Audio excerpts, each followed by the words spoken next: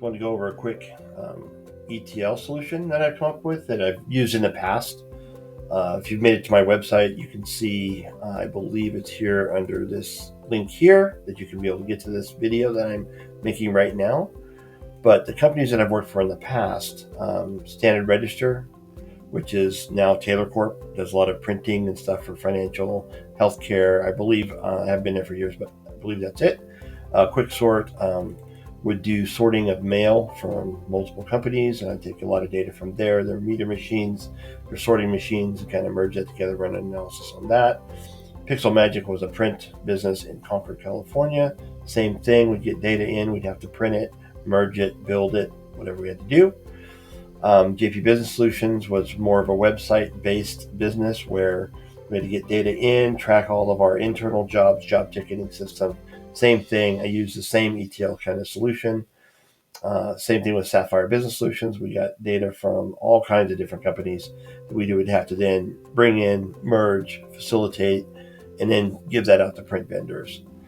Farmers Insurance, as you know, I don't know if you know, but most credit unions don't have their own clearinghouses. They partner with lending people or debit card or credit card or whatever type of companies. And we get that data in, or they get that data in, then it just has to get merged and verified against their core systems, and then output into data warehouses for analysis, or data marts for different marketing analysis and so forth like that to track their campaigns. So this, what I'm going to show you, has been done at all these companies in either a huge fashion or a medium-sized fashion, but they were all urgently needed and had to be done to normalize the data streams. What I have built here right now is 3 simple input files. So here's the structure.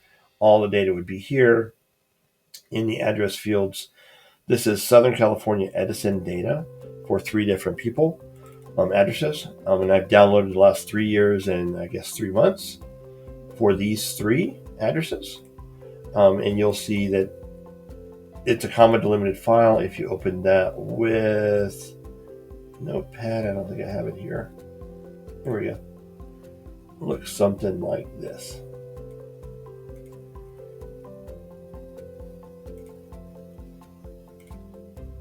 So it's just fields.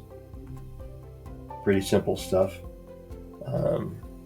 So we're going to go ahead and we're going to import that data into normally it would be a SQL database. Right now, because I don't have SQL in my system, I'm just putting it in Access. I'm starting to install SQL, but not yet. So here's the specs. It's looking in those folders, and here it's looking at these masks. Now these aren't hard to build. Probably takes, depending upon the number of fields, it might take anywhere from 20 minutes to do one file to sometimes 2 hours. Depends on how many fields there are, whether they're manipulated, whether you have to format them different ways, run calculations, etc. So we're looking at these folders, and we're looking at this file mask. Now, at the credit union, Farmers, we had one vendor who would send us about 130 files a day, all in the same folder. They all had different masks. They would all be read into their own arrays and then sorted into their own tables, compared to the core, and linking them up accordingly in their respective warehouses and data marts. So you could do this multiple different ways. What I'm going to show you now is just, there's no data. This one I have a form on, and this would normally be set to run 24/7. It's filtering through this table, finding these folders, looking at these masks. Are these files here? If they're not here, then move on. The next one is running, cycling through. This will be done in Python or C# or SSIS or whatever you want, but this technique is the same. There's actually software programs out there now, like Databricks, that can do the same thing. It's just system oriented. This is just a way that you can see what's actually going on. Even in Databricks, it's doing the same stuff. It's got a bunch of code behind there that's saying, oh, look at these folders, do this, update that, all the way down the path. And it just loops through. So it's just normal code. In this case, I'm going to click this button, and it's going to import those 12 files, and you'll see it populate here. This is really, whether you have an interface or not, a GUI here, you're going to be storing this log somewhere so that you know what you imported, when you imported it, where it came from.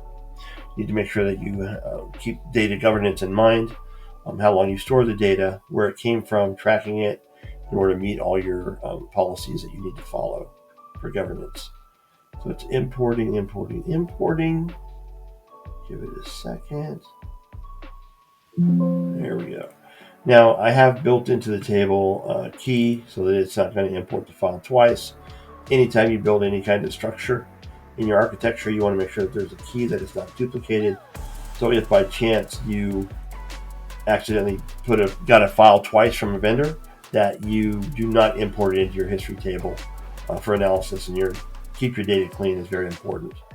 The way I architect anything is I put it into one folder or one array. Once it's in there, it gets verified, looked at before it gets stored into the history table, which is where you're doing your analysis from. This data then is now ready for analysis.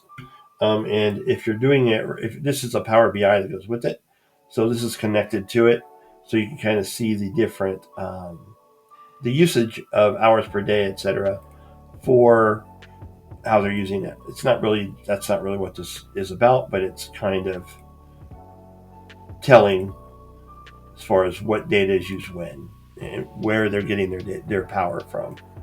But that's how you do a simple architecture of a very simple ETL solution from scratch. This one, I've done it for all those companies I mentioned earlier. However, this one I actually did using AI, and I was testing to see if AI could do the same thing, and it was able to build the majority of the code. Did some simple things like forgetting variables and forgetting simple basic things. So AI is not there yet. Maybe in a year or so, we should be able to build ETL solutions from scratch, almost entirely with Python, Java, VBA, doesn't really matter, through some kind of AI. So if you're interested in hearing more, let me know.